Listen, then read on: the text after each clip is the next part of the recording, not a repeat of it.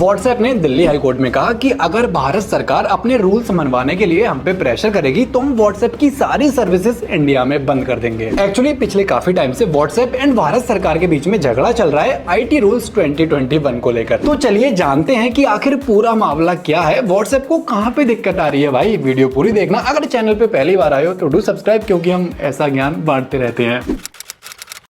तो बात है 25 फरवरी 2021 की। भारत सरकार ने MEITY एंड MIV के साथ में मिलकर social media platforms, digital news publisher and OTT जैसे प्लेटफॉर्म्स के लिए कुछ रूल्स इंट्रोड्यूस किए थे जो 26 मई 2021 तक सारी कंपनीज को लागू करने थे। अब व्हाट्सएप के साथ साथ कई कंपनीज लाइक ट्विटर एंड कई मीडिया हाउसेस ने इस रूल के अगेंस्ट पिटीशन डाली एंड ये भी कहा कि ये rule freedom of speech and right to privacy को वायलेट करता है। तो व्हाट्सएप ने इस रूल को फॉलो करने से क्लियरली मना कर दिया एंड दिल्ली हाई कोर्ट में सेंट्रल गवर्नमेंट के खिलाफ आईटी रूल 2021 को लेकर एक पिटीशन भी डाल दी।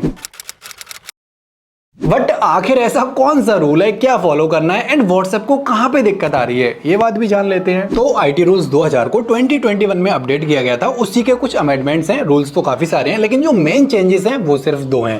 पहला, एडिशनल ड्यू डिलीजेंस, मतलब हर इंटरमीडियरी को ग्रीवेंस रिड्रेशल मैकेनिज्म को फॉलो करना पड़ेगा। मींस अगर किसी यूजर को किसी भी प्लेटफॉर्म से कोई कंप्लेंट है तो उसे रिजॉल्व करने के लिए एक चीफ कंप्लायंस ऑफिसर अपॉइंट करना पड़ेगा जिसका काम सारी शिकायतों को रिजॉल्व करना होगा। दूसरा जो सबसे मेन मुद्दा है वो है tracking the origin of information, मतलब किसी भी इंफॉर्मेशन का ओरिजिनेटर कौन है। इस रूल के अकॉर्डिंग सभी मैसेजिंग सर्विस प्रोवाइड कराने वाली सोशल मीडिया इंटरमीडियरीज यानी एप्स, कंपनीज, इन सभी की रिस्पॉन्सिबिलिटी है कि वो लॉ एनफोर्समेंट एजेंसीज की हेल्प करें। यानी कोई भी फेक न्यूज, अश्लील वीडियो या फिर भड़काऊ मैसेज को भेजने वाला वो पहला बंदा कौन है उसे ट्रैक करें और उसकी सारी इंफॉर्मेशन शेयर करें। अब व्हाट्सएप को इस रूल से क्या दिक्कत है और क्यों? तो व्हाट्सएप को ये information tracking and first originator को ट्रेस करने वाले रूल से दिक्कत है, क्योंकि ये सब करने के लिए व्हाट्सएप को अपने यूजर्स का डेटा मतलब स्टोर करके रखना पड़ेगा, जो कि प्राइवेसी ब्रेक करना हुआ and this is violation of fundamental rights. अब ओरिजिनेटर यानी पहला इंसान कौन है ये जानने के लिए व्हाट्सएप को अपना एन्क्रिप्शन भी ब्रेक करना पड़ेगा। लेकिन व्हाट्सएप कह रहा है कि हम अपने यूजर्स की प्राइवेसी में दखलंदाजी नहीं कर सकते, क्योंकि हमारे लिए हमारे यूजर्स की प्राइवेसी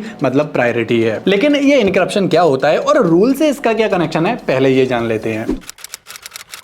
तो आपने एक चीज नोटिस करी होगी, जब भी आप व्हाट्सएप पे किसी से मतलब मैसेज वगैरह या फिर चैट करते हैं तो ऊपर की साइड में लिखा हुआ आता है कि messages and calls are end to end encrypted, no one outside of this chat, not even WhatsApp can read and listen to them. मतलब व्हाट्सएप पे जो आप चैटिंग करते हैं, जो भी ऑडियो वीडियो फाइल मतलब ट्रांसफर करते हैं, वो ना कोई सुन सकता है ना कोई पढ़ सकता है। इवन व्हाट्सएप खुद पता नहीं कर सकता कि कौन किसे क्या मैसेज भेज रहा है। तो इस चीज को एनक्रिप्शन कहते हैं और रूल को फॉलो करने के लिए व्हाट्सएप को ये एनक्रिप्शन ब्रेक करना पड़ेगा।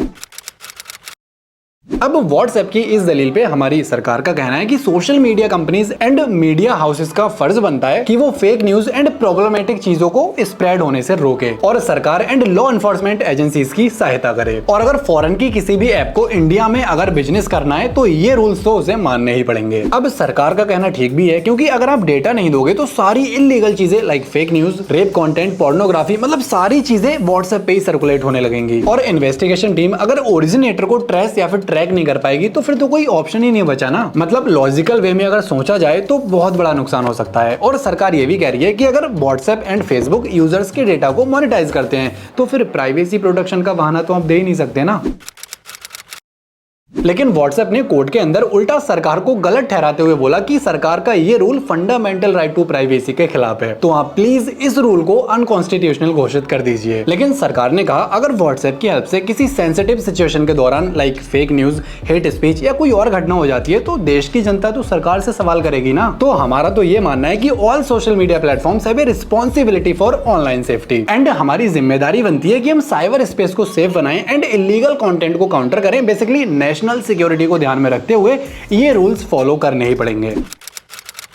हालांकि कोर्ट ने भी व्हाट्सएप को यही इशारा किया है, मतलब कहीं ना कहीं व्हाट्सएप को जो रूल्स हैं वो मानने ही पड़ेंगे। कोर्ट ने कहा है कि privacy rights were not absolute and somewhere balance has to be done. मतलब आप प्राइवेसी का नारा लगा के इस रूल से नहीं बच सकते, आपको थोड़ा बहुत तो एडजस्ट करना पड़ेगा। और व्हाट्सएप से ये भी पूछा कि ये रूल और किसी देश में है या फिर नहीं। हालांकि लास्ट ईयर यूके सरकार ने ये सेम रूल वहां पे इंट्रोड्यूस किया था, लेकिन व्हाट्सएप ने वहां भी अपनी सारी सर्विसेज बंद करने की धमकी दे दी। बाद में सरकार को जो रूल था वो डिसमिस करना पड़ा।